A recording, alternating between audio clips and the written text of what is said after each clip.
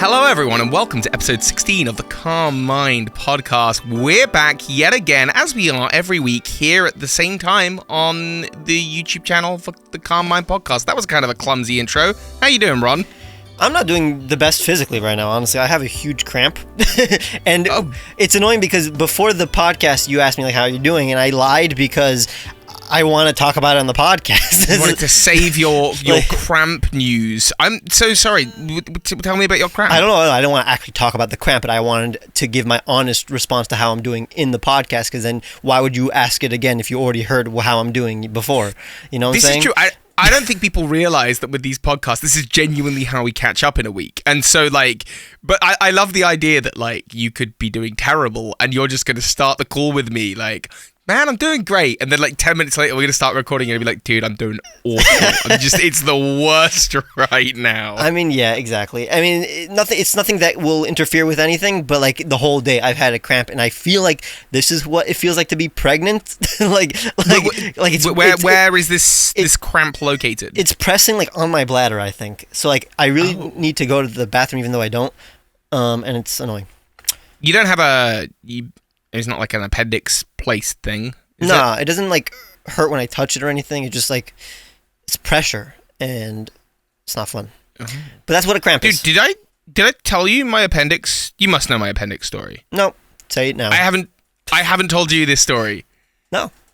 Okay, so we've all got this. For anyone who does, the 5 people who don't know, we got a thing called an appendix that we don't need, right? It's part of our biology that we've, I guess, just sort of lost the need for. It's something to do with digesting grass. Anyway, whatever. We all have one. I do not have one because I had it removed when I was a kid. Now, if you feel a cramp in your sort of lower right, kind of just under your stomach, and it's that could be a dangerous thing. It could be a sign of your appendix is inflamed. Perhaps it's going to explode, and that could be really bad for you. And as a kid, I was throwing a sickie from school, and I was like, throwing a sickie. This is how we do in the UK. It's called throwing a sickie, where you're like, Mom, I'm not feeling good. I'm feeling, oh God, I'm not feeling well. The new Halo game's out today. The new Pokémon game's out today. Yeah. I'm not feeling good. I want to stay at home. And 9 times out of 10, Mum's like, go to school. But the one other time, she's like, okay, it's okay, sweetheart. You've given the performance of a lifetime. I believe you this time. And this one time she happened to believe me was when I was like, I got this pain. And it's just it's in my lower stomach. And she's like, where are you pointing? And she got very concerned. And she was like, I was like, here. And she sort of almost is it here? And I'm like, yeah, it's here. And we're pointing at my appendix, which I don't even know is a thing at this point in time. And she's like, wait, how old were you? I'm like 13. And she's like, which is odd because at the time there were a lot of things in media where when it comes to tonsils or appendix, I've seen a lot of cartoons where people had to remove their appendix or tonsils.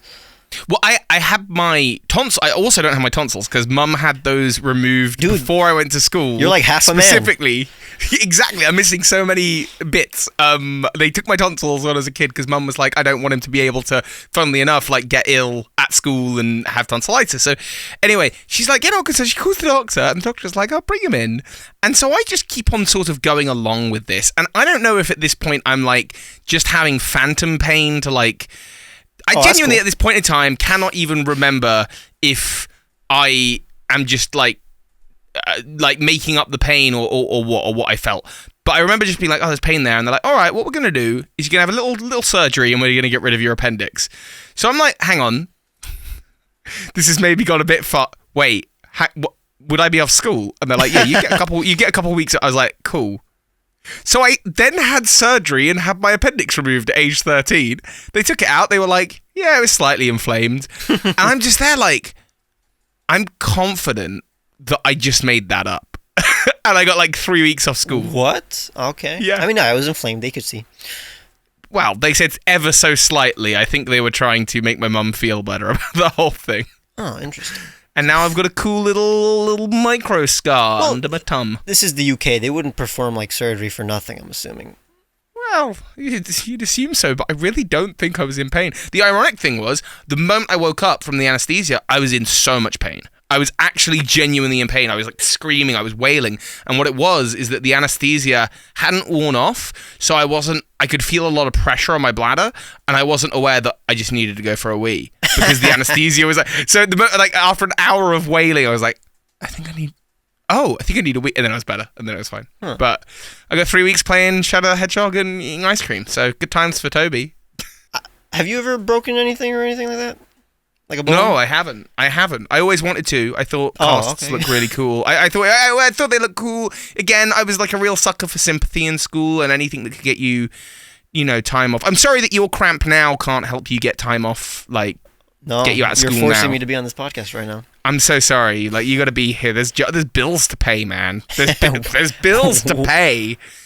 Have you broken anything? No, I've never broken anything. But I've had a lot of surgeries or procedures when I was a child. Way more when I from the age of 0 to 7. After that, pretty much nothing that I can remember. but I had a hernia, for example, when I was probably 4. Which is honestly, I don't even know what a hernia really is. Okay, I was just about to ask you. I could just Google this right now and find out. But it's basically when you pick up something very heavy and all of a sudden your intestines or something come out or something. A bulge. They basically bulge of the pockets that they were all in. Exactly. I guess I picked up something heavy when I was a kid, and then I had to get surgery, and that's it. I was too young to remember the cause of it or what happened. I also had a cyst in my ear, so a huge bubble of skin in my ear when I was 4. Around a lot of things when I was 4. That was surgically removed.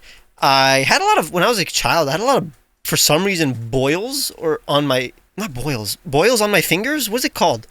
Warts. Yeah, warts. Warts on my fingers. Again, I don't know from what. I don't know what happened. They just stopped being there after freezing it. They literally freeze it with not ice, but something very, very cold, and then it goes away, and then it never comes back. But I don't know why it was there in the first place. All these warts on my fingers. And then I told on the podcast when I fell on my head at school and got stitches in my head. Oh, not stitches, staples in my head. Whoa. Oh yeah, I fell one time and I think broke my nose because now my nose is crooked. So it's I don't think I got surgery for it. I think that's the problem. Now it's crooked and they didn't fix it. And so from one side my nose is awesome, and then from the other side my nose looks like a hooked nose, even though I don't have a hooked nose. So because of that I have a deviated septum now. So okay.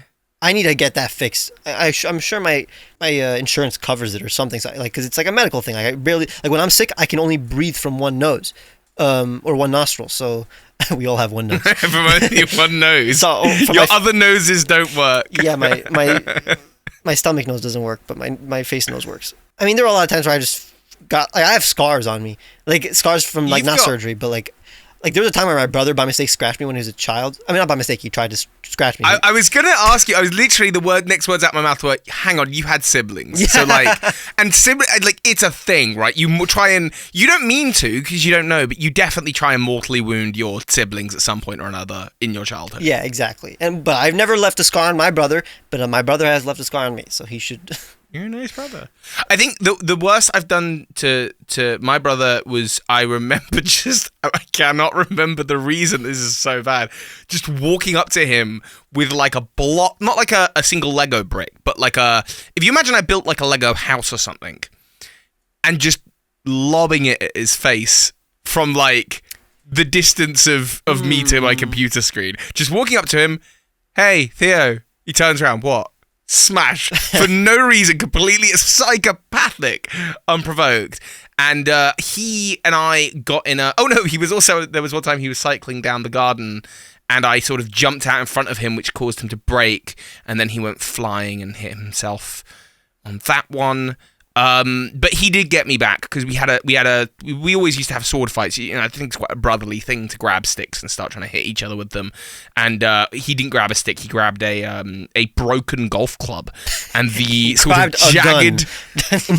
He grabbed a gun, and the jagged edges of this golf club skewered my eye. Whoa! And yeah, and I had to go to hospital to have my eye glued. I don't even know what that process to what means to itself. It had to be glued together again. I don't quite understand. Yeah. I think I was wearing glasses before that. I can't imagine this helped, but apparently it's a repaired and healthy eye, so I don't know. remember when we talked about our families, and for some reason I just didn't bring up any of their ailments or their physical disabilities or whatever. Sure. But I mean, like last podcast I told you about, like my dad lost like hundreds of pounds. But then, like, for example, my mom had thyroid cancer. And, like, whoa! And they didn't tell us. My parents didn't tell like me and my siblings that it was cancer until it was already dealt with. But like for like a year, she was living with the fact that she has cancer. Oh my gosh! But then they like it's one of the easiest surgeries to like cancer surgeries. So well, that's good. I'll snap on that. My dad had it. Not thyroid. He had prostate cancer in 3 years ago, and that was pretty much a year end to end, and he had the chemo and he did the treatments and everything, so really? As far as we know, all good. But here, you know, it's very well known for men. And hey, if you're a guy, if you're like one of the older guys listening, I mean, whoever you are, get yourself checked every now and again. It's important. Make sure you're checking your body for bumps and bruises and things that weren't there before. Yeah. It's important. My grandpa actually died from prostate cancer. So, oh gosh! So I guess I'm at risk of that. So I should. It is I think quite a common sort of old man's thing is that you like. It's common is all.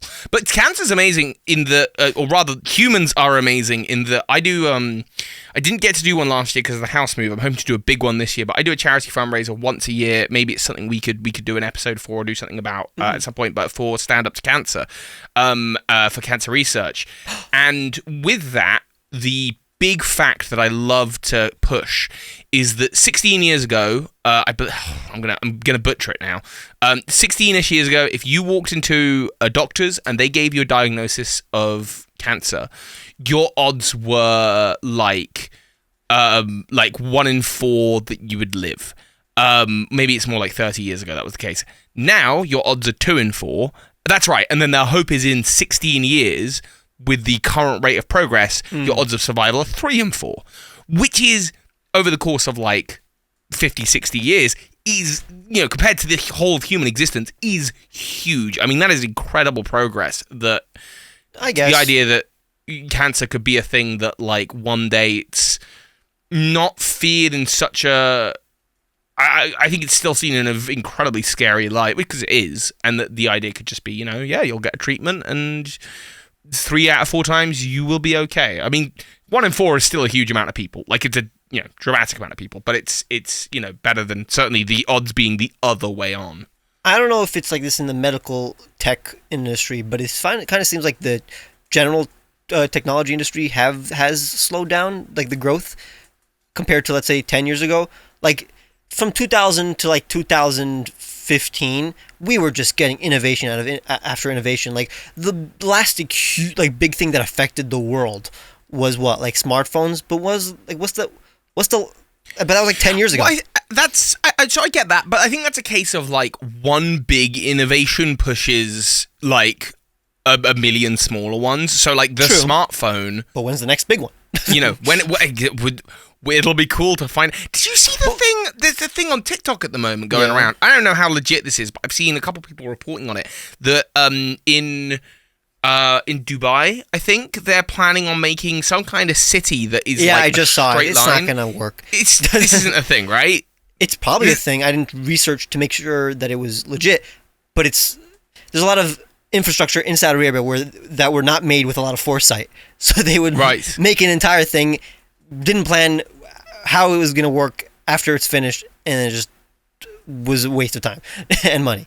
And this is literally would be the biggest thing ever, which is like a whole wall city, a city within a wall. It sounds very dystopian, doesn't it? It sounds very dystopian. Like this is the beginning. Look, I've read this in a number of novels, I'm sure, or seen it in films. And it'll basically like take like slave labor to make it. Like the construction workers are going to be slaves, and also it's going to take the biggest maintenance crew ever to wash the walls, to constantly clean the walls of this glass wall that they want to make.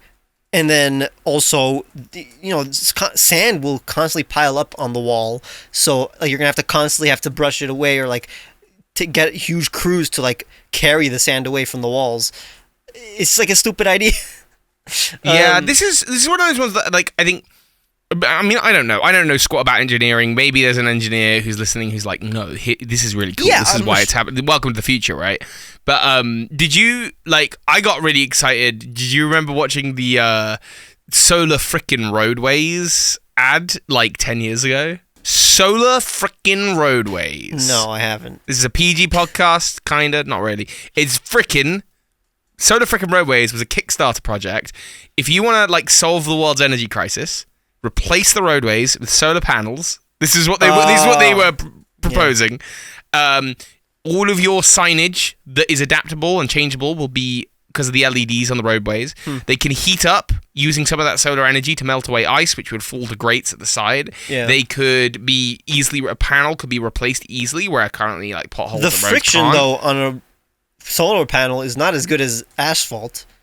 I assume, but then, you know, it's welcome to the future of driverless cars, and there's all an automated system. There's been so many proposals that we've seen online, but when was the last thing, like, like I said, from 2015, there was constantly huge developments, and you're like saying, okay, we should wait, but that's my point, that it has stagnated, that it hasn't been what's it called, exponential growth, when we always think that it is for some reason. I don't know, like, because before the smartphones, what was the thing before that, you know, realistically?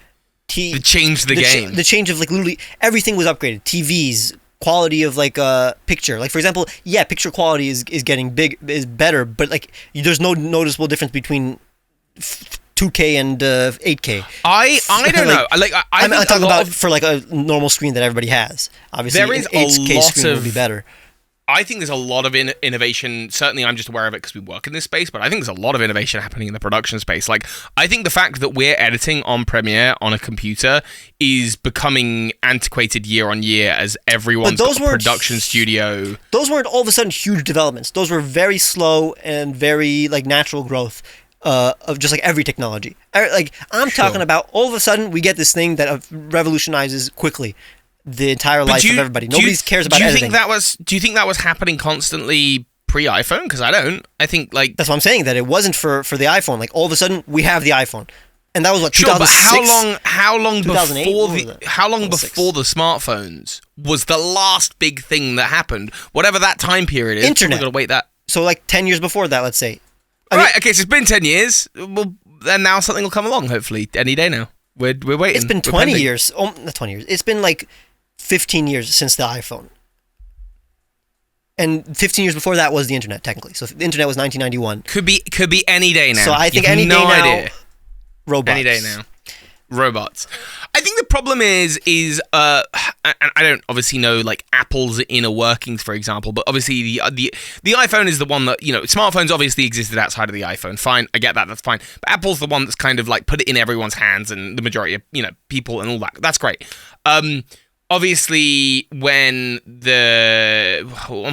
Steve Jobs passed away, they've obviously done the iPhone, and there's, like, they're innovating on those technologies, and I do wonder how much of a priority creating new technologies that are just tectonic shifts away from that are, because obviously it's a very profitable business model now that they've made the thing to just... It's sort of in the same way that, like, I make a YouTube channel, right, and it's full of new ideas and wonderful things. Now the audience is here. Keep on giving them what they want, and the room for experimentation and making new things sort of becomes harder and harder to do as the business model becomes more repeatable and, like, well, you know, there's got to keep the money coming in and got to keep on this, that, and the other. And so it's really going to be for sort of, I guess, new tech companies that have something to prove to come in and, like, enter that space with some big new thing that's like, here's really cool. Although at this point, probably Google and Apple will have bought them out before they hit the ground. So I don't know. I'm trying to think of things the last 15 years that have revolutionized just everyday life. Right. Yeah. No, I see what you're saying. So I guess in the point I was making is that I think innovation is happening on a small scale, so what like are every the small single day. Things? But what are small things that you can remember? Because I think, like, what is the biggest thing that was getting better over the last 15 years? Other than, again, resolution of screens and just... I mean, the applications on the phones, like software. Again, software we're talking about the software. better. We're talking about the editing softwares that are available to you, the way that the effects work on them. Heck, even the filters on TikTok. Filters, yeah. You're talking about. But then also like obviously social media, but that's like social media, the in-camera stuff on the iPhone. The fact that you can just like touch the screen and it uses smart AI technology to just like shift the focus in a like. It's all communication via nuts. the internet nowadays. I remember in the past, like everybody, even the old people, like let's say 10 years ago, old people once every month were like Skyping, and they never knew how to do it. Nowadays, literally everybody knows how to talk to someone across the globe instantly. So communication has definitely grown. But that's been a constant for the last 100 years, communication. I'm sure there's been advances in I'm sure there's been advances in cars, bikes. I'm sure there's been advances in food. There's been advances in everything. That's how it works. Yeah. But it's crazy. But I don't know that because I don't live in those industries. Yeah, I guess we can just define our decade as the advancement of social media, of communication. I think, communication is the only thing that was exponentially growing, at least now. It was growing steadily for the last 100 years, but I think communication has exponentially grown the last 15 years since the iPhone. I'm excited to see what the next big thing is. I feel like there is a thirst for like something to come along and just like automatically improve all of our lives in a sort of. But it's all very Black Mirror when something like that happens, because immediately people come out and say, "Oh, it's going to be the end if we all adopt this technology or that technology." Yeah. Which is interesting. The last 8 years, I've been using these terrible, terrible speakers, and I've been watching every show on my computer, on Netflix, all these anime, and I can barely hear it at 100% volume. And I don't know why. I literally just had the idea this week to finally buy new speakers that are literally... So my previous speakers had 1 watt of power. This has 10 watts, so it's 10 times more powerful.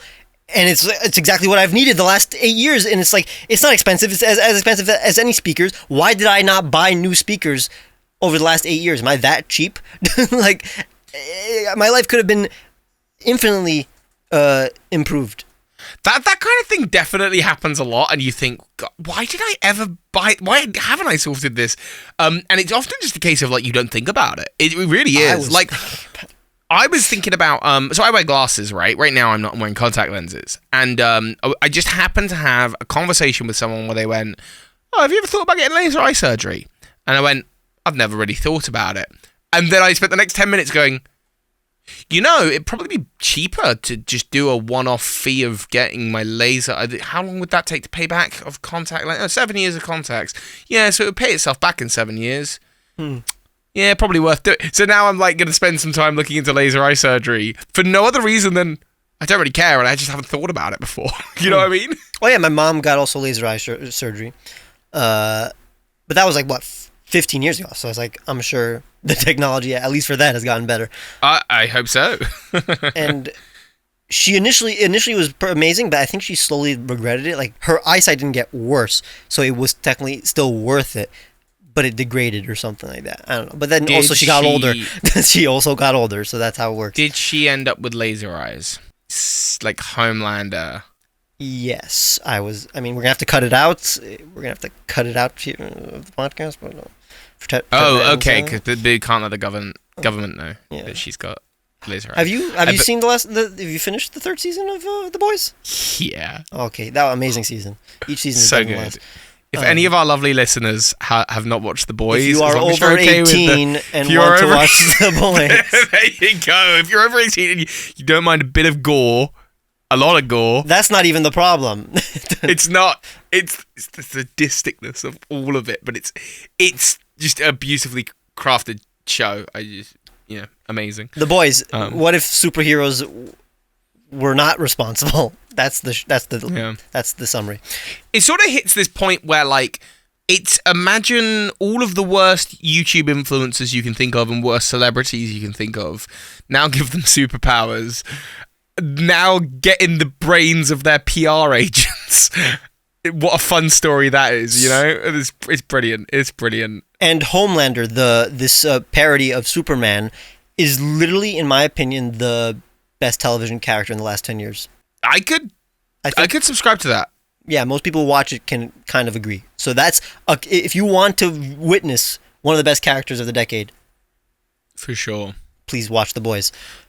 I'm sure I bring this up for like 2 seconds every week, but like, have you started watching Better Call Saul? You're watching Better Call Saul? I haven't even finished Breaking Bad. So. Oh, that's right.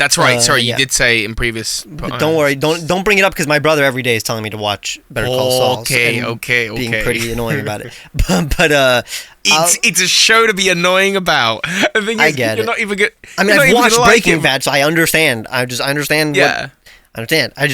I watched Breaking Bad as a teenager. Stopped midway because I wasn't vibing with it. Not because I didn't like the plot, but I didn't like the actual vibe because it's pretty sad, or like just not happy. At least it's not sad, but it's not happy. And I can watch it again now, but again, I'm in a place where I'm not the happiest in my life, so I don't want to watch sadder shows like that or like shows that are just way more dramatic. Maybe you say after watching season 3 of The Boys. But that's a relatively lighthearted show. Yeah, like, Breaking Bad is really realistic. It's true. Yeah, no, and Better Call Saul really is one of those ones. I have a sort of, and I think reading our comments, it's been really nice to see people resonate with us talking about mental health a little bit, and I've been really like feeling quite blessed reading those, and just thank you to all of you who are listening to the Calm Mind podcast, because I mean we love making it, and this is such a nice outlet for us. But if you're not feeling great right now, I haven't been feeling great, and then this last couple of days I have been feeling more towards the okay side, and a lot of that has come from a discussion of be kinder to yourself, which immediately, when my therapist said it, got me eye rolling, because I was like, I was almost about to eye roll you right now. You were like literally about to throw up in your own mouth. But I'm really embracing this notion quite wholeheartedly, because the question came up, do you like yourself? And I sat there like, I don't not, but I don't, wait, hang on. And there's this like, well, hang on, why is there tension in there? Oh, and I've just realized that I don't treat myself very well. I wouldn't treat myself, if I was my own friend, I'm not a very good friend to myself. I'm a good friend to other people. I got so much compassion for other people, right? I got a lot of empathy for their situations. But I think it's really easy from your own point of view to like see the worst of, because you know all your worsts, and to really focus on those and think that other people think those, and really care that other people are thinking about it. And I'm like, man, you're really quite cruel to yourself. Like, so I've just been trying to catch myself over the last couple of days to kind of, whenever I'm getting angry and whenever I'm getting like kind of feeling that sadness in life at the moment, to just kind of literally audibly in my head sort of go, it's okay, buddy, you know, give yourself a hug, this is fine, this is normal part of life. I know, it's really like cheesy, but I'm telling you it works. I'm feeling the last couple of days, I'm feeling the lightest I felt in the last like 2 weeks dealing with everything that's been going on, and give it a go. Give it a go. Be nice to yourself, man. So I have the opposite problem based on my anxieties or whatever. So, for example, my social anxiety comes from pride. So it's kind of the opposite. I'm not really hard on myself. Whenever I'm in therapy, it's kind of the opposite, where they're like, hey, like, you gotta get out there. I have spent a long time thinking that, but isn't ego supposed to be the enemy? Like, isn't the thing that's supposed to ground me and keep me a good, humble person is that I do be critical of myself? But the thing is, it pushes too far. It's balance. Like, just balance. Everything is good, everything is bad. It's like, just have a balanced dose of everything. But yeah, pride is not the opposite of shame, but its source. That's Iroh. That's a Iroh quote. That is Iroh. I thought I was like, I know that one. And it's literally, no, you don't understand. So after like a year and a half, so right now I've been going to therapy for 3 years, and in the beginning, like I say, a year into therapy, I remembered this quote, and it was one of those breakthroughs. Like, I'd say there were like 10 big breakthroughs over the past 3 years that like really helped my mental health, and that was one of the first breakthroughs where we realized that my shame comes from pride. So like my social anxiety is, I don't want to be embarrassed. I don't want to feel shame. So I don't do anything. And why do I always feel like I'm going to be shamed or embarrassed when I fail? Because of my huge source of pride, apparently. Because my whole life, people telling me I'm awesome or whatever, whether it be thousands of people online or in real life. So because of that, I'm too afraid to fail. So I'm not hard on myself. I mean, maybe I'm hard on myself in terms of, for some reason, I guess I feel like I'm going to fail, and that's why I avoid it. But I know that things are going to be fine even if I fail. That's not it's an irrational fear. That's why it's social phobia. So it's not, so I don't harp, like in my mind when I have social anxiety, it's not me harping of the fact that, wow, Ron, you're such an idiot, you failed. It's more like I have this anxiety. That's what anxiety is, this fear that that something is wrong. But I just don't blame it on anybody. So I blame it on literally just I technically blame it on myself and my social anxiety, but as a person who's gone through therapy, I know that it doesn't define me or anything. So it's like it doesn't. So that's good. I guess the point I'm trying to make is that what you said doesn't help me. No, sure. Well, it helps me, and maybe it'll help someone in the comments. I don't know. No, again, just because it doesn't help 1 out of 1,000 doesn't mean that the message doesn't work. That's the whole point of, I think, the last episode we had. It was the last episode where we had the whole conversation of like, we always have to constantly think of the exceptions, and because of outrage online, even though just because there's an exception, that doesn't mean that it's a bad, message. It just so happens that the exception is right in front of you. But I'm not going to scream at you, Toby. Don't worry. I'm not going to. If you do, it's okay. I'll just be present in the moment. Originally, I wouldn't be able to scream at you because my mic was terrible, but now I have a better mic, so I can scream without it peaking.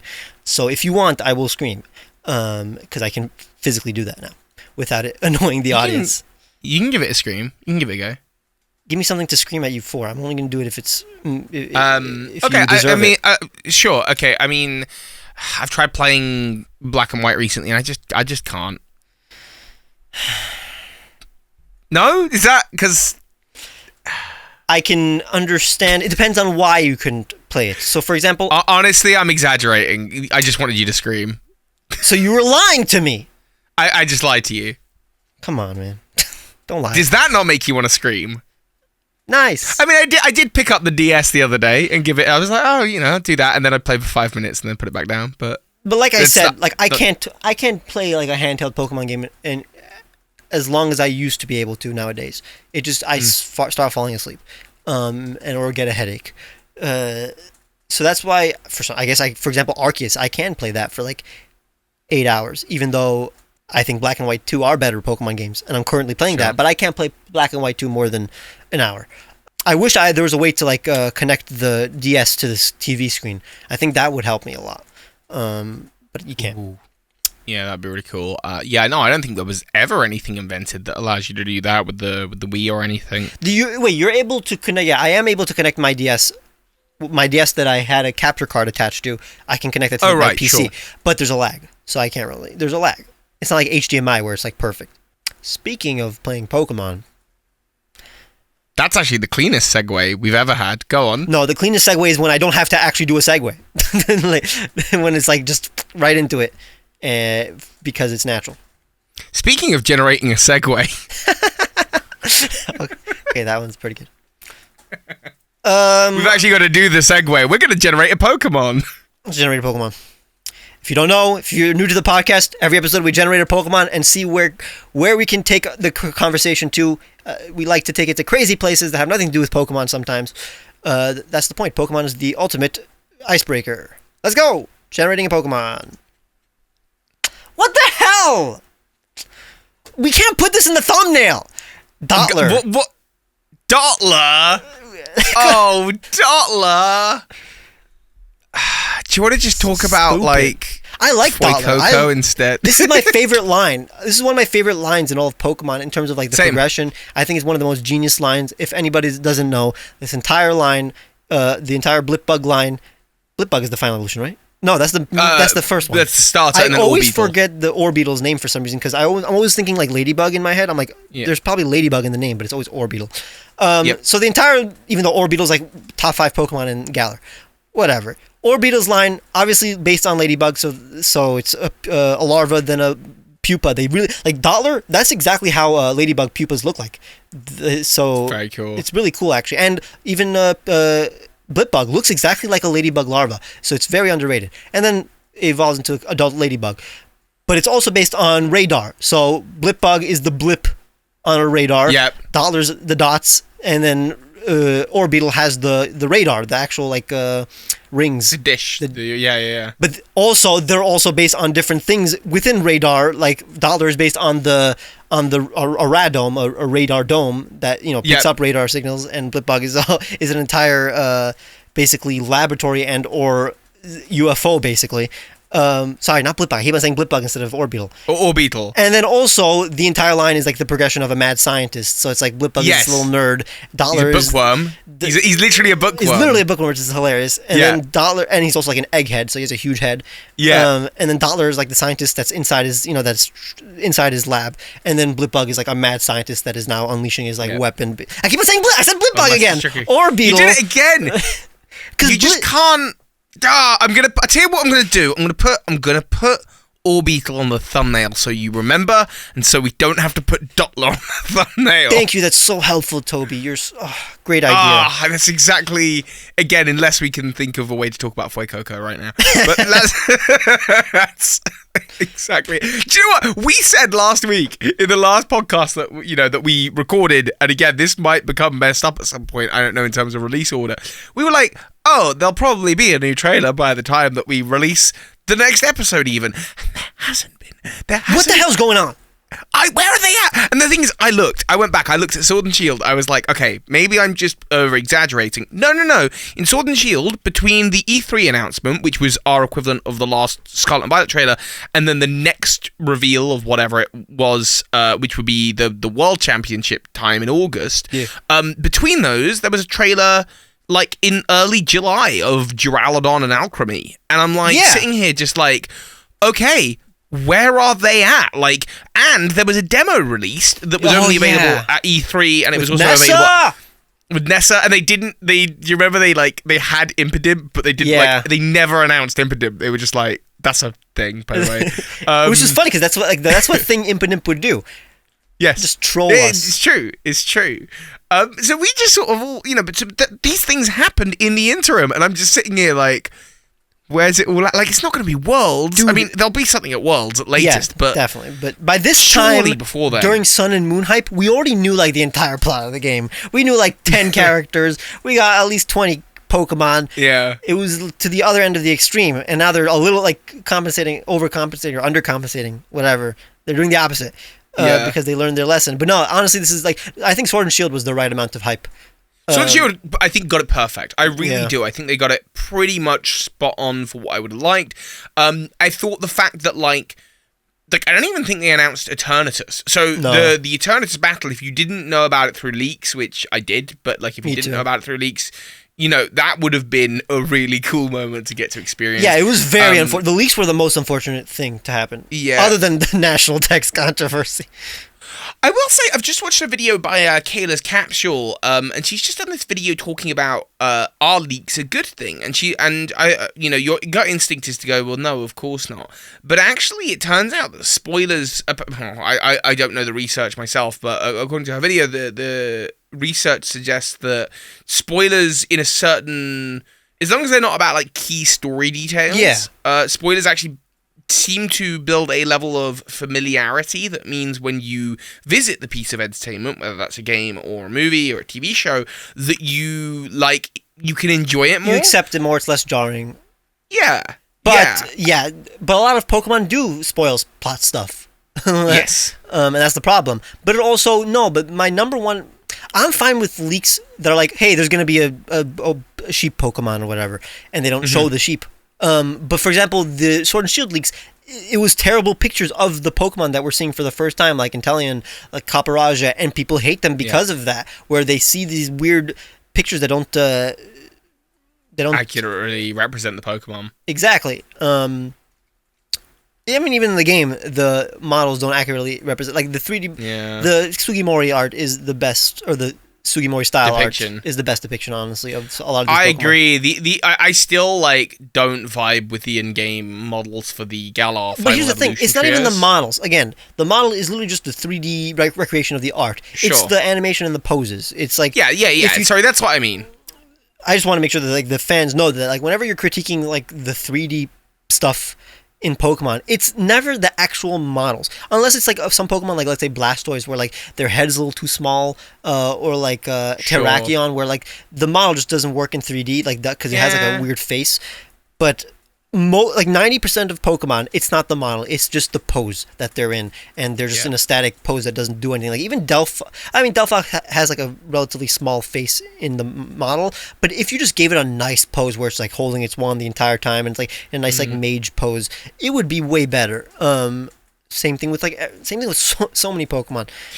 It's nuts actually, because Pokemon, like in any other Pokemon game, like New Pokemon Snap, obviously Pokemon Tournament, Smash Bros, Pokemon in most other Switch games look pretty dope. Yeah. The moment they're in a Pokemon game, there's this like tug of war between like, this element looks good, this element's not working, this doesn't. My hopes are high for Scarlet and Violet, because like the thing that blew me away when playing Pokemon Snap for the first time was like going past an Arbok and seeing the scales, and the fact that they put that Seviper in the trailer straight next to that Magnemite, and you really got a feel for both of these creatures and their textures. The textures and why are really good in I was like, Generation 9. that's cool. That's cool. I'm up for that. On like the not the opposite end, but sometimes they do work the 3D models, for example, and that's why they shouldn't be leaked, because when you leak, let's say, for example, Orbeetle, you don't, and you just see a picture of this bug, you probably think it's cool. But then when you actually see it in game, where it attacks and the orbs they light up and its wings open up and you see its big brain and you see everything light up and everything move when it attacks, you get to see literally another half of this Pokemon's concept, while you don't for a lot of Generation 8 Pokemon when you just see a picture of them. Well, for sure. I mean, and so much of it is context based. Like, how much cooler would, let's say, a Pokemon like, I don't know, Sinistea be? Like, Sinistee a cool Pokemon. We like Sinistea. But, how much cooler would that be if your first ever experience with a Sinistea was not on Twitter, like 12 days before ever playing the game, just a blurry screenshot, but was in fact while you're walking through the mysterious forest in Galar, the lighting is kind of creating this atmosphere, and then suddenly, what's this T-Pokemon? What the heck is this? And the atmosphere of where you're at works for it. So I just realized that Orbeetle was that for me. I did not know. Yeah. It was one of the few Pokemon that I did not know. I got myself a Blipbug. I thought it evolved into Frostmoth. I did not know Snom evolved into Frostmoth. I thought Snom was just a Snom. Or, I don't know what Snom was, but I thought it was awesome, but I knew that you can get it only late in the game. So I got a Blipbug, I'm like, this is going to evolve into a Frostmoth. And then I get this cool, something way better than a Frostmoth.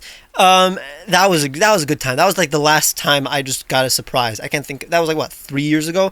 Ever since I haven't gotten a surprise. Sucks. I'm sorry. You sounded really that's how you sounded really down about that. You're like, because I wish I got stuff like that in Pokemon nowadays, but I am a Poketuber, so I have to kind of learn about everything beforehand and also experience it way quicker when I do play it. Sucks. I'm trying to hold on to my element of all the leaks with a pinch of salt, but everyone is so adamant about these leaks. They're like, this is the prophecy, this is the truth. And I would be honestly, I'd be so satisfied if none of them turned out to be true, and if it just turned out it was that made you look. Yeah, that would be fun. That'd be great. Well, again, a lot of literally 90% of the leaks were just descriptions of the Pokemon. So I totally forgot half of them. So I'm fine with just descriptions, as long as they're not plot spoilers. That's the stupid. Why would you need to get a plot spoiler for a Pokemon game? It's dumb.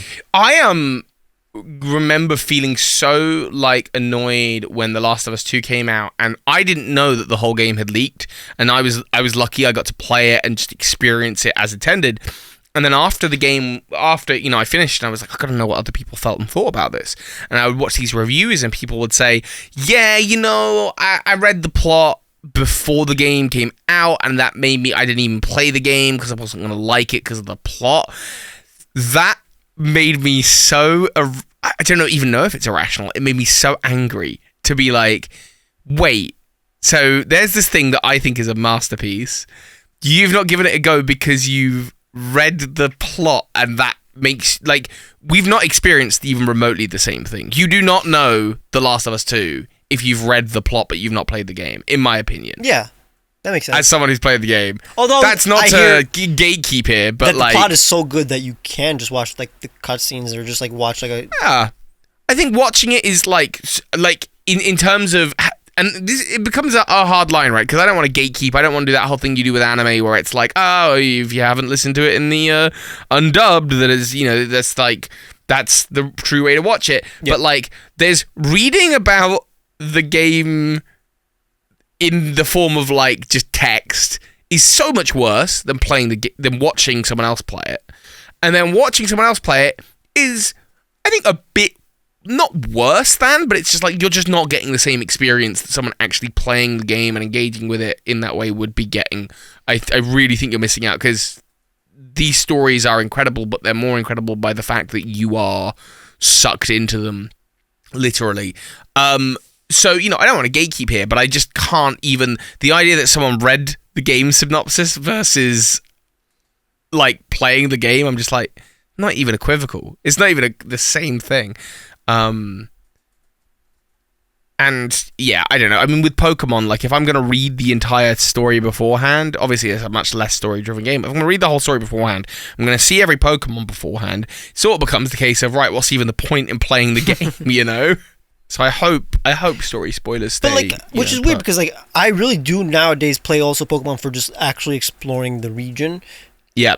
And apparently a lot of people don't. They just want to get to the end. If they're, let's say, competitive, they just care about competitive, or they actually just play for the plot, which is that's like 2% of fans.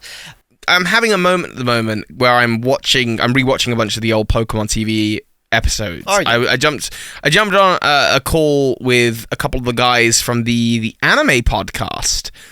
The anime podcast? The Pokemon anime podcast. Oh, I thought you said the anime podcast. That would be the dumbest name.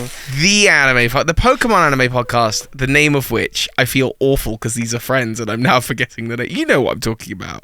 Talking about the Champion League podcast? I'm talking about the Champion League podcast. I jumped on with a couple of the guys from the Champion League podcast, and we were chatting about we made like a condensed list of like the 151 essential episodes of Pokemon if you wanted to do the whole, because there's like 1,200 episodes. Wait, you jumped on a call like on their podcast or like just for fun? Nah, just for fun. That sounds like a waste of time. You could have done that on the podcast. Yeah, I mean, it was. Yeah, we weren't. It wouldn't have made for a good podcast. And with all of them, or just like just some of them, just whoever was about, like 2 of them. It was whoever was about. We were just having a chat, and we got talking about the anime, and I was like, how did that happen? To watch it. I was. You got an invite. I sent out a message. Not saying, yes to you, saying I'm brainstorming ideas for the channel. And I accepted that, but also you didn't. There wasn't like a Discord invite or anything. You weren't around at the time that other people were, and then I had to go and get food, and then I came back and they were gone, and it was all gone. If because you do a lot. You're in Britain. You're 5 hours ahead of me. You do a lot of things when I'm literally asleep. It's just my time zone. I can't help. Stop it. Okay. Wake up late or something. I don't know. I'm gonna make you scream. You do wake up relatively early for a YouTuber, though. I do. I've been working, and with the watch that I referenced in last week's episode, I've been getting up earlier and earlier every day, which has been great. Yeah, I'll try. For my health. But sorry, I've been watching the anime episodes, right? And I've just watched basically the abridged version of Johto and half of Hoenn. And I'm like, it's really sucking me in. I'm like, if I lived in the Pokemon world, what would my team be?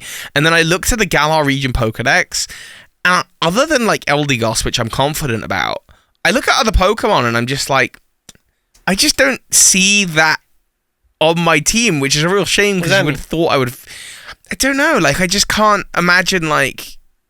I think all Beetles are really cool Pokemon. Like, I think Sum's really cool. There's loads of Pokemon in Galar that I think are really, really cool. But when I think, like, would that be on my team? I just can't think of, like, a justification for it in my life. Do you know what I mean? I get it for some, but I don't get it for Orbeetle because that's like a Pokemon that's like a common Pokemon on a team, on a Galarian team. But yeah, so like obviously it's a ladybug, and obviously I've seen ladybugs in the UK. It's powerful. Sure, absolutely. But like the evil scientist spaceship motif, I just don't see where that fits into my life, and I'm sort of trying to think of it. It doesn't fit into my life either. I'm not any of those things. No, I know, but I'm sort of imagining myself as the anime character, the Pokemon anime character with my team. That's kind of symbolic. I don't think any of Ash's Pokemon have anything to do with Ash. No, but that's, you'll find that like other like one episode characters are like their teams are pretty synonymous of so you're not seeing yourself as the protagonist, you're seeing yourself as the side characters that have teams. Whoa, I told you I'm not being very nice to myself. I'm just trying to be like thematic and realistic. So the way to justify it is to make a team that justifies that the existence of that Pokemon in the theme. For example, do a bug type run or whatever. I don't know. Do a run with Pokemon that look like they're evil. Or you can do so many things with every Pokemon. I wouldn't be a bug. If I was in the anime, I wouldn't see myself as a bug trainer or a evil trainer. Me not. I hate me not. Me too. Me not. Me not. That was great. Me not. Me neither. Where I don't like bugs in real life, but actually, I'm going to do a bug type run of Unova. Next time I play Black and White, I'm doing a bug type run, and in the future, next time I do a Lola run, I'll also do maybe a bug type run. But I just, for some reason, like a lot of bug types, even though I don't care about bugs in real life. So that's a mood. What does that do with me in real life? I can do a run of any type. Again, I think we consume Pokemon completely differently. In terms of how we like the Pokemon themselves. To me, every single Pokemon has the potential to just be enjoyed in any single way, and if I just enjoy it in some small way, I can enjoy it. Like this is a thing that I share with my brother too, where we can just implant a personality to an inanimate object and just get kicks from it. Like we'll see a stick on the ground and we'll be like, hey, that's Joe. What's up, Joe? Me and my brother. Right. And I'm like pointing at the stick. Oh, it's Joe. What's up, Joe? or let's say there's an ant in the corner. It's like, oh, it's the corner ant. Like, look at the corner ant. Stupid corner ant. Stupid corner ant. What is he doing? Like over there in the corner. Hey. Like literally, we'll point at a little like a speck of dirt, just point at it. And I'm not even, there is no joke, there's no punchline, we just point at a speck of dirt in the corner and look at each other. That's and beautiful. Then we enjoy that speck of dirt. Like I love that. That's beautiful. That is millions of years of evolution for that. I love that. It really is. Like anthropomorphizing literal dirt. Well, to be fair, in Judeo-Christian religions, who's the first human? Adam's from the dirt. So it's like it's probably innate for us to look at dirt and see some kind of like humanity. Adam. He's like, the dirt is like, finally you noticed me. Finally someone noticed. But it's also like, have you ever seen that, like, I don't know what British show it was where like they do voices for like these wildlife documentaries? And like yeah. Alan, that one's like, Alan, yeah, that one. It's the same thing where it's just personifying animals or anything. It's fun. So I do that with the Pokemon, and so I can like make a story with any Pokemon that's on my team, and that's the point. Like even if I don't like it, or if it's a Pokemon that like I'm just trying it out for the first time, I never even thought I would ever have it on my team. That's even more quirky. That's even more of a story where it's like, ooh, I like this Pokemon that I didn't really think about ended up being this MVP, or let's say, or like I'd love to be a little more you in that regard. I'd love to do that because I think like for me, like I'm thinking of like the Pokemon I dislike the most, right? Like a Simisage or a Simipour or whatever, and I just like I can't see a world where I would ever want to even try using a Simipour on my team. It's a locked off option. But then maybe I'm closing myself off to opportunities. There are a few, obviously. There are a few Pokemon that I also would not see myself using, but like any Pokemon that I would consider just like average to above average, like Orbeetle. I mean, I consider Orbeetle way above average, but to you, I assume you consider it like slightly above average. Yeah. So any Pokemon that I consider slightly above average, I could see on my team. So that's what I didn't understand. But I definitely understand some Pokemon not wanting on my team, like Simisear. Yeah. Even Aromatisse, which is my least favorite Pokemon, though, I wouldn't mind on my team because that would be like funny. That's like ironic. And it's like a story. Like Ron putting his least favorite Pokemon on his team, that sounds fun. That's like, but like... I don't know that I can trick my brain to like making that sound fun. That just sounds like I wouldn't want to use an Aromatisse. It's probably not a weak Pokemon, I'm assuming. Yeah, but maybe I should. But like, yeah, Simisear I cannot put on my team. A lot of Pokemon also like without like faces will be a little hard. Not that many Pokemon without faces, honestly, but like I love. I want to put a Barbaracle on my team. I want to put. Think of ugly Pokemon. What are ugly Pokemon? I want to put a Probopass on my team one time. I want to put a. I've always liked Rhyperior. That would be cool. I could see that. I could go for a Probopass on my team at some point. Something that looks dangerous. If it's like a unpopular Pokemon but it looks dangerous and deadly, that would be cool. In the last podcast, we spoke about like how you don't play Pokemon very often, and so I like wrote out the years that I last played a region, and so in theory, I think Black and White is my next like playthrough, and then it's like Black and White, Kalos, and Alola. I could all potentially play this year, which is wild to me that Alola is a region that is my least, like, longest to go. Like, I think the last time I played Alola would have been 2018. Wow. So I've played every other game or region since 2018, and so I can do that. And then, like, the games that I should wait a long time to play are, like, Oras, Hoenn in general, Sinnoh in general, Legends Arceus. That's all way down the line. But yeah, like realistically this year, my picks are Alola, Kalos, or Unova. And I'm tempted to like, I might give Alola a go because like I know I don't enjoy it, so like, but maybe there's room to like fall back in love with it if the context is right. But I don't know. Okay, well, this is funny because like I technically played since 2018. I played every region.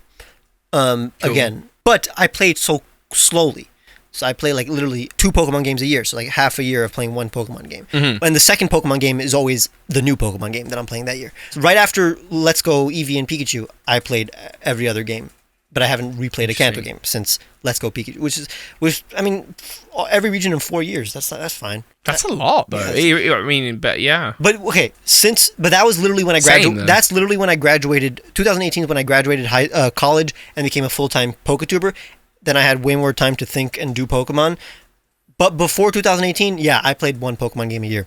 I mean, but every Poketuber plays like 5 Pokemon games a year. Yeah, so like, again, I'm not saying that I play Pokemon less than the average person. But it's less than the average Poketuber. That was my point, I guess. I'm not going to share on the podcast because I don't want anyone to steal the idea, but we've talked about idea that I've got going on that is going to involve you, that will involve me playing Sword and Shield again this year. Yeah. That I have to do. Wait, so if it's off the podcast, why are you reminding me of that's as much as I'm willing to say. Oh, so that's on the podcast. That's on the podcast, but it's a little tease for the audio. Oh, what are they up to? What are they scheming? What shenanigans are going on? I also have a few playthroughs that I also told Toby that I want to do, but I probably won't because I just don't do playthroughs on my channel. And I also don't want to do like a speed run, or I don't want to play a thing just for a video because that means I would have to play it really quickly or relatively quickly compared to how I usually play it. So I'm still debating whether or not to do this unique challenge. I'm writing down. I have a list of I wrote the other day. I was standing on a train. Videos to do with Ron. Oh, yeah, I was going to ask you that. Like, hey, we have to start planning the videos that you wanted us to film when I'm there. So, none of these are good. Oh. Sceptile Pokemon Epic. That's dumb. That's it. That's all I've got written. Oh. Stonehenge showing Ron Galar. Man. Why would people care about that? Why would people... Exactly. Then I just went into a general ideas list. Legends Johto, absolutely. That's an idea. What does that mean? This is why you have like 3 times the subscribers I have. What to expect in Gen 9.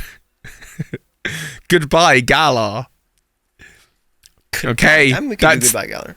That's all I have right now. I have nothing else. We could literally do Goodbye, Galar, because I'm literally going to leave Galar. Well, you're not. You're going to stay. You're gonna stay there forever. Gonna stay put. I'm gonna hang out. I'm gonna chill. Maybe I'll sneak over to Unove.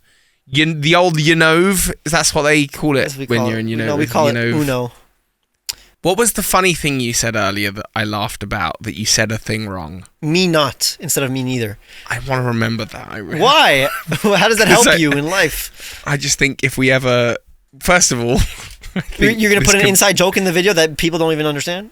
Me not.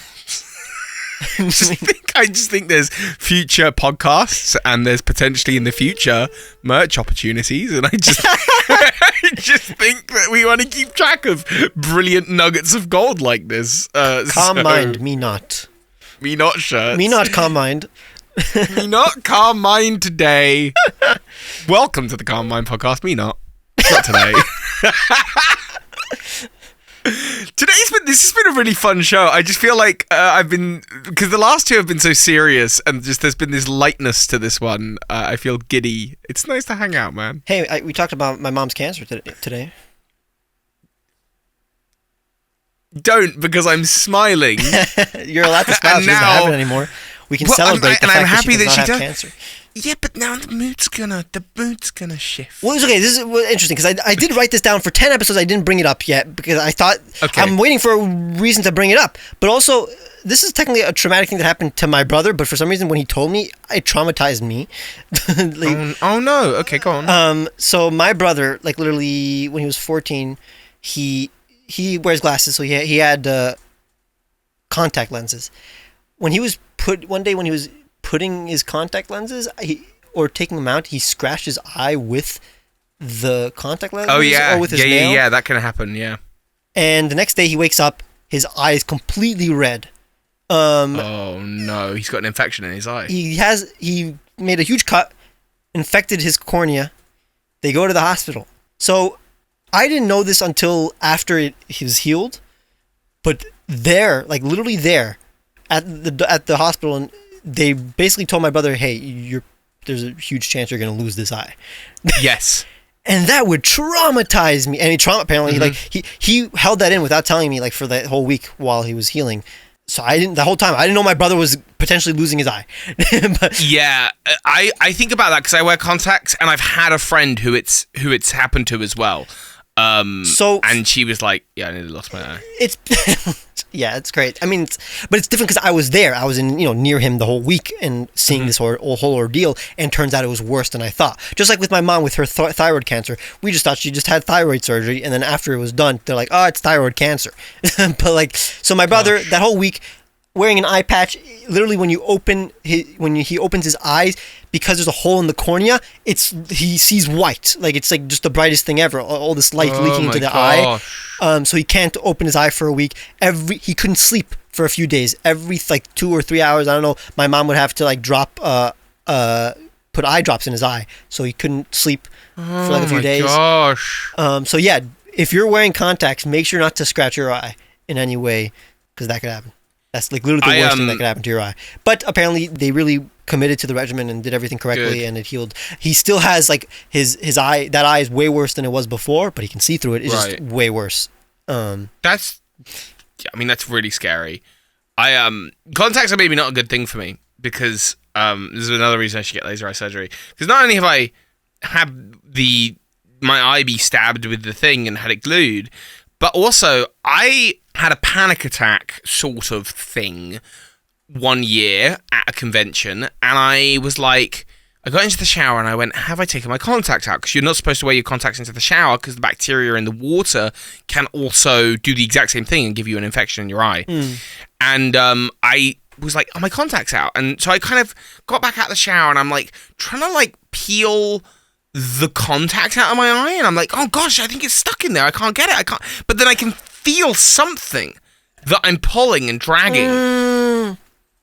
It's part of your eye, as I would find out later. Come on. And the funny thing is that Ace Trainer Liam was at this convention, and he used to be a dispensing optician, so he knows all about contacts. And he said, look, if you're really concerned that it's stuck in there, it can't go anywhere, call the doctor. And I went to the doctor and I went, look, I'm going to be honest. I waited for 4 hours. I was like, I'm going to be honest. I don't even know if the contact lens is in there. I just don't remember taking it out. And now I'm worried it is, but I keep pulling on something. And he's like, dude, please stop doing that. That's your eye. Like, you're gonna rip your eye. I'm just shaking, like, knowing how bad that could have been. So now I'm like, contact lenses come out pretty easily. If it doesn't come out in the first, like, little thing, it's not in there. I took it out. Super uncomfortable. I'm the only person in my family that doesn't wear glasses. Well, good for you. We're so happy that you can see the world with no assistance. It's crazy. I did not know, like, half the people that I knew wear contacts. Like, I think I by now just figured out that you wear contacts. Like, I've never seen you with glasses. Oh, wait, no, I have. Never mind. I have, definitely. I don't know. I need my eyes. It's definitely, I'm an artist. I kind of need to see. So I'm thankful for that. It's one of those things like, we're going really full circle here, like the broken arm as a kid and wanting to have a cast, because I think it'd get you like cool points at school and you get people sign it and sympathy points, and maybe a cute person gives you attention. Oh, your arms, yay, and all of that stuff, because that's just the kind of child I was. There's part of me that thinks that losing an eye, which I know, I'm not saying it would actually be cool. It would obviously be a horrendous experience and no one should want that for themselves.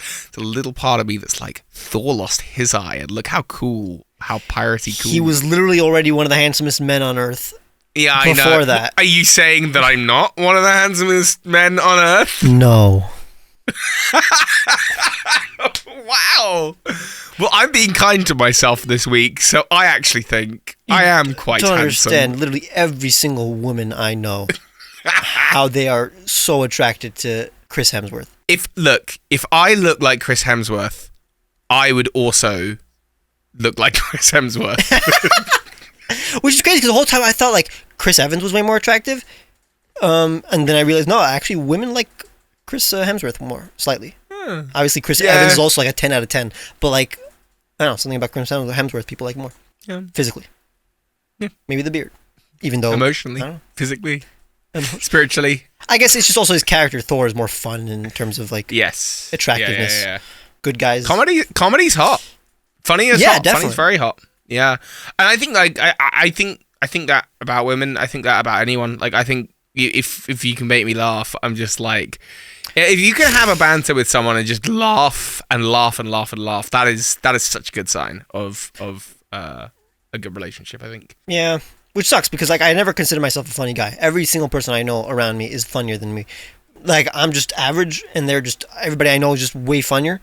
You don't have to lock yourself into that though. Like, I mean, you just practice it little bit by bit, and then like you become a funnier person. I gotta practice socializing before I practice making other people stand laugh. Up. Yeah.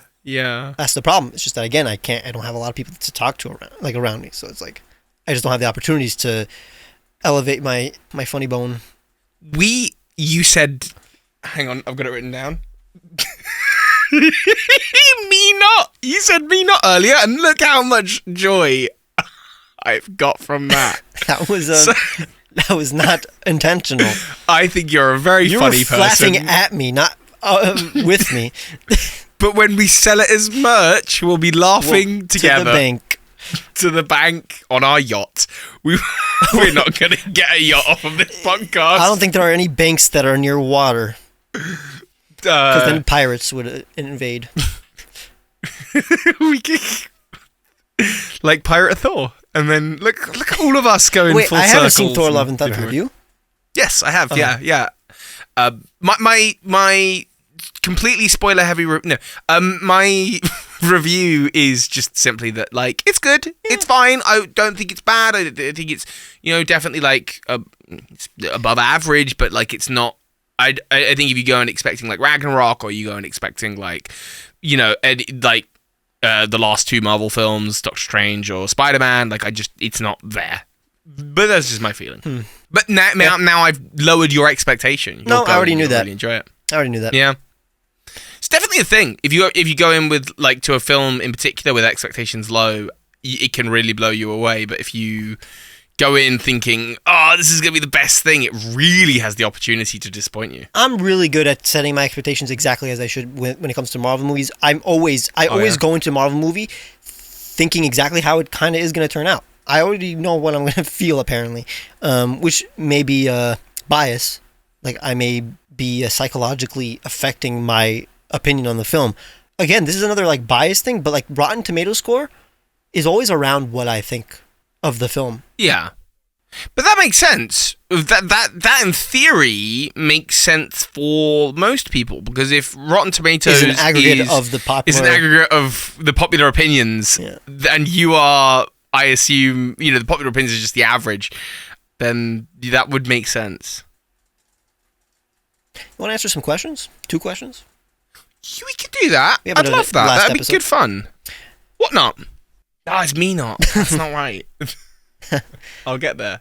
Again, guys, if you want us to answer the questions that you ask in the comment section, try to put hashtag Q&A, because it's way easier to find the questions that way.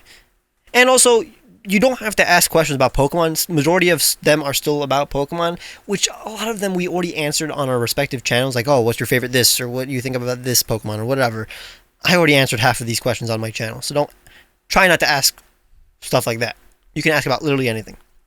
Gosh, I'm reading some of the comments on the last video right now for the first time. I'm seeing some of them, and I'm like, yeah, I guess I just haven't had a lot of time this week, and I'm like, oh, everyone's so lovely. Like, you're all being really kind about whatever I was talking about at that point, and thank you. Yeah, they're focused on that instead of asking questions. So there's no questions. Yeah, there are no questions, but you're all lovely.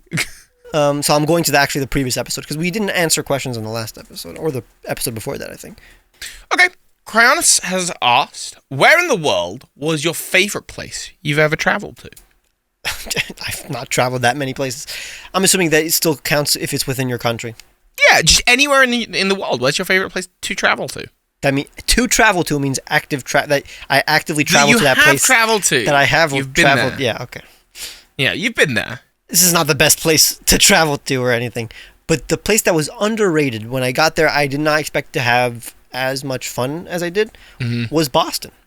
Apparently, Boston is just, it's famously a historical town, one of the oldest cities in the entire America. So it's like, compared to like New York City, for example, New York City, there's not a lot of historical places. So it's like, even though New York City is pretty cool, you go to Boston and you learn about so many places that are historical to the country, so many cool events there, how it happened there. I encourage everybody, whenever you go to like a historic town or a famous city, take like the bus tours. They'll tell you, you'll go around, see really cool views, and you'll get so many facts. That's what I did with Boston, and it was really fun. I mean, I did that with other places like Ottawa, Canada, and like even New York and stuff. But for some reason, like Boston really resonated with me that much. It's also like it's a tiny town compared to New York. It's like mini New York City. It's almost like an amusement park. But I bet like if I went to any other historical place outside of the United States where there's actual like 1,000-year-old cities, I would enjoy it even more. I'm going to London. That's way older than Boston. Maybe I'll take a bus tour. You never know. What, in London? Yeah. You could do a bus tour for the day. I would not do though the like prepaid tourist bus tour. I would just hop on a bus with you, because there's there's bus tours all over London where I'm talking about like the double decker. I'm talking about double decker bus tours. Those are fun. I don't know why you. See, I wouldn't do that. Yeah. I would, because you're paying a lot of money when you could literally just. You could literally just hop on a double-decker bus, and I could do a loop of London. That's true. With you. They actually do have double-decker buses in London. Take the 188, which is my old route. That's going to take you all the way from North Greenwich round to the one beginning with H. Yeah. That I can't remember. But you have a great time, and we'll chat, and you play Pokemon If you're going with someone who knows the city, like if you came to Manhattan with me, I could take. You don't have to go on a bus tour. I can literally take you to where you need to go. I'll tell you all the facts. It's fun. I actually enjoy being a tour guide. It's very fun. So if I have you, I'll do that. But other than that, also like I went to Rhode Island. I went to Newport, Rhode Island, which is where a lot of these very famous mansions are for like very famous like American tycoons and stuff. Did a mansion tour.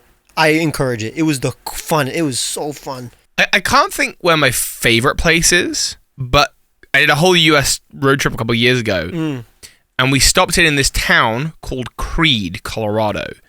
Like the band. My suspicion is that most people won't have heard of it, because I've just Googled it. It's got a population of fractionally over 250 people. Whoa. So it's like, this is tiny town, right? What's the population of your town, by the way? Like 30,000 people, I think. Okay. So, and you live in New York, I think. So there's, So you have more than 30,000 people, but yeah. But 250 people, like you're living in a world where everyone knows everyone, and this town is like 2 hours away from anything, right? And we were walking through this town, and some guy yelled down to us from a roof where he was sitting with a beer, "Hey fellas, happy Donkey Day!" And we were like, "Thanks, you too." And then we're walking up the road, and we're like, "What the heck is Donkey Day? What is this?" And it is a day that this town celebrates one day a year. It just happened to be the day that we're passing through, where they race donkeys around the town, and people come from all over the US to Creed to race donkeys, and we just lucked out. We just happened to be there the day they were doing this. And there's also I think the other claim to fame is that this town is like, there's that Johnny Depp movie, The Lone Ranger, and they like filmed a lot of it around there. It's a lot of that aesthetic. But to me, I don't think I've ever been to a town where there's been, a population of like 200 people. And I'm just like thinking about their lives. I mean, we must have seemed like complete strangers like just walking through, And I just thought, because we must have seen sort of like 150 of them that day. I'm just there like, that's the whole town. There's no one here. Like, I just find it funny that their claim to fame was that a box office bomb was filmed in their town, like a movie that literally lost so much money and nobody saw. Well, I mean, that's historical now that I think of it. Okay, so I'm gonna ask a question which is probably stupid to ask on a podcast because I can't. It's like a visual question, but it's like Joseph Murphy asks, "Hey guys, when do you consider a Pokemon or Fakemon to be over-designed?" Like, I would love to give examples. That's a fun topic, but I guess I'll just name a Pokemon. I can't talk about Fakemon because then I would have to show you. Mm. But I mean, it's the same reason a Fakemon is over-designed is the same reason a Pokemon would be over-designed. So honestly, it's when there's just too many details that literally don't add anything to the concept or aren't even part of the concept. You're like, let me add more teeth or let me add more feathers when you don't need to. Okay. Or like, because like people always think Kyurem, but no, Kyurem, let's say black Kyurem, every single part of its body is necessary to convey whatever they wanted to tell you about that Pokemon. There's also an exception with legendary Pokemon, right? They're not over-designed. Is all about context. It's not over-designed if it was designed to look that way. Yes. And it's part of the concept. The part of the concept of the legendaries is that they are more than the average Pokemon. So they have more details. They're more complicated. Like, my gut instinct was to say, like, Koraidon or Miraidon, right? But then it's like, but as legendary Pokemon, I think they're perfect. They work for exactly what they're supposed to be. But if that was just some early route, like, Pokemon, I would be like, okay, this thing's just too complicated. Way too many things going. I'd be highly critical of it. I think you're right. The context really matters as to the Pokemon. But even with all the details that, let's say, Koraidon has, it's like, I would bet you, like, that it has, like, this tassel or this like, string of hair that comes from its like shoulders, and I would assume that's the handlebar that you would hold on to of whatever it becomes. So it's like, oh yeah, that's a detail that makes sense. It has also these patterns that look tribal. They're not superfluous. They're there for a reason. To make it look tribal. The even the tire, again, it's part of, I'm assuming, this motorbike design, but also it makes it look like a lizard with like a crest that is bulging out. A crest breast. A breast crest. But like in a knoll that whenever they're mating or trying to attract a mate, those crests come out. Oh yes. Like originally you'd think like Zamazenta and Zacian are over-designed, but they're not. That's the whole point. I've just Googled over-designed Pokemon, and like I am actually struggling to find a Pokemon that I think really fits into that category. I think the design philosophy of Pokemon generally is not really fantastic. To not over-design. That's what makes it look like a real Pokemon when it just has the right amount of detail. And that's what a lot of Fakemon sometimes look fake because they were not conservative. They went a little too overboard with their artistry. Yeah. And I've done it too. There are a lot of Pokemon that have bad designs, but it has nothing to do with it's not because they're over-designed. Yeah, like, do you know, like a Pokemon that I'm looking at right now that I'm just like, I just think it's a terrible design is Litleo. Really? Litleo? Pre-evolution of Pyroar. That's weird. It just doesn't look like a Pokemon to me. Oh, yeah. It feels like it's missing some soul or something. That may just be the art. Should make it a Pokemon. I feel like if you just saw it roaming around, it's probably normal. But I get it. It literally just looks like a lion cub with the flame on the head. I mean, it's not really. I don't even know that it looks like a lion cub. Honestly, like really, it could be a bear. To be honest, looking at it, it could be any number of mammalian pawed creatures, and I feel like Litleo really misses the mark on something. I don't know what. But again, not over-designed at all. Absolutely It's like the opposite, honestly, of over-designed. It's Yes, exactly. I'm looking at any Pokemon that just has too many details, but a lot of them, that's the whole point. Like, Barbaracle has so many just parts to it, but that's the whole point, is this abomination. Even like, Silvally is a chimera. It's supposed to have so many multiple traits and of different animals. Yeah, I mean, there's plenty of Pokemon that I like. People think I don't like the look of. Like, I think that's a different conversation, though. The origin form of Dialga, you could sort it, but again, that's the point. It's supposed to look like a time monstrosity, and like I think that's cool. It's like a biblically accurate angel. Como-O, some people thought was over designed. They like has a little too many scales. Maybe Como-O has perfect. Maybe it has like 5 extra scales that don't need to be there. But again, that's the whole point. It has to look like it has a lot of scales because it jingles them. But maybe Como-O is slightly over designed. But yeah, I've gotten so used to it. It's all about getting used to it. Once you're used to a design, it's like it's not over designed. How do you feel about Mega Banette?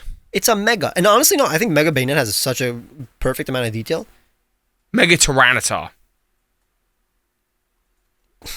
It's a Mega, dude. I can't really... It's like the whole point is that it's extra. I get that, but it sort of seems to... But again, then that's just the design preference on my front. That's just like, it misses the mark. Yeah, in my opinion, like... So, okay, yeah, there are a lot of over-designed Pokemon. There are a lot of over-designed Pokemon, but those are the Pokemon that were intentionally over-designed, and I don't care about that. That doesn't matter. Who cares if something's over-designed, if that's the point? You may like it less. That's a valid opinion, but I don't think it's a criticism. I don't think you can criticize Game Freaks for literally making the whole concept of these things that they're overflowing with power, and they're just monstrosities because of this... infinity energy. I agree, and it helps separate them from other Pokemon. It helps say legendaries, megas. These are exceptional Pokemon for these reasons. You need contrast in any franchise when it comes to design. You can't have every Pokemon have the same amount of detail. But for example, like Ultra Beasts. That's the people are gonna be like, okay, but what about Ultra Beasts? But first, those are technically legendaries. And that's the point. And the point is that they're the literal most complicated non-natural designs in the whole universe. That's the point. So yeah, I cannot think... Next time, maybe give examples. If you have questions like that, it's not your fault, obviously, Joseph, but like in the future, if you guys have questions, give some examples of your opinions. I don't know, Joseph. It sounds like he's actually really angry with you and he's going to scream. We're biased. We've been looking at these Pokemon for ages now. We're already so used to exactly what they look like, and if they are missing some part of it, it would look unnatural to us. So I honestly don't ask a Poketuber. I'm just staring at images of Pokemon like, no, that all checks out. Right, that all makes sense to me. Rhyperior is the answer, probably. I like Rhyperior. I'm above average. I have above average opinions of Rhyperior compared to the average Pokemon fan. But yeah, Rhyperior is a bit over-designed. Is it? It looks a little clunky. Again, that's kind of the point. It's wearing this. It has this armor. It's the protector. It's like over-armored. It has the protector. It has it's the thick hide. Okay. Have you seen the redesign on Hoops and Hip Hop's recent video? Or relatively recent video? Really liked it. That one's way better because the huge arms make sense if it's quadrupedal. I think that it's. I mean, they make sense now, but it makes more sense when it's like part of like a cannon. I mean, it is a cannon, but I want it to also be part of the cannon, like the what's it called? What's the part of the cannon that isn't the cannon? What's the part that grounds the cannon? The cannon. You have the barrel, and then you have the thing that the barrel stands on. The feet. I don't know. Yeah, if the arms were part of that as well in the design, Rhyperior would look better instead of it just standing and having these huge arms. But I really do like Rhyperior, so sucks. And anything before Generation 4 is not over designed, in my opinion. Yeah. Even the legendaries, are relatively like pure looking. They're very nice. They have a really good balance. Groudon was actually intentionally designed to be over designed. Like they're like Sugimori was like Generation 2 the whole purpose of Generation 2 was to design all these Pokemon way simpler than the average Pokemon, because we now have this anime and all this merchandise that we're going to sell. We want them to look like toys, basically, and be very simple to animate in the anime. But then they were like, okay, but let's do something a little different in Generation 3. This franchise is successful and may end up being unsuccessful after this. Might as well just start making over-designed Pokemon, make monstrous Pokemon once again. And that's why I think Generation 3 Pokemon has a nice balance of monstrous Pokemon, but also, and cool Pokemon and cute Pokemon, compared to, let's say, Generation 2, where half of them are just cute and, like, simple and easy to animate. While Groudon was intentionally made to, like, subvert the design philosophies of Generation 2 Pokemon. And then we look at it and it's not over-designed. It has the right amount of design. So it'll constantly change. It's just based on precedent. What is over-designed in Pokemon is based on precedent. For example, what is over-designed in Digimon is completely different than what is over-designed in Pokemon. The average Digimon is over-designed for a Pokemon. I just can't think of a Pokemon that I'm like landing on here. Unknown W has too many spokes. We found a winner. We found a W. Nice. You are funny, see? Literally nobody laughed, Toby. Who laughed? Did you see anybody laugh? Nobody laughed. It's a podcast. You could have laughed. You didn't laugh. You just said it was funny. It was this very British thing. That's funny.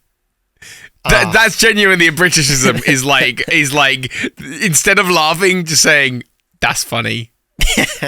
Because for me, it's the opposite. When I say that's hilarious, I'm being sarcastic.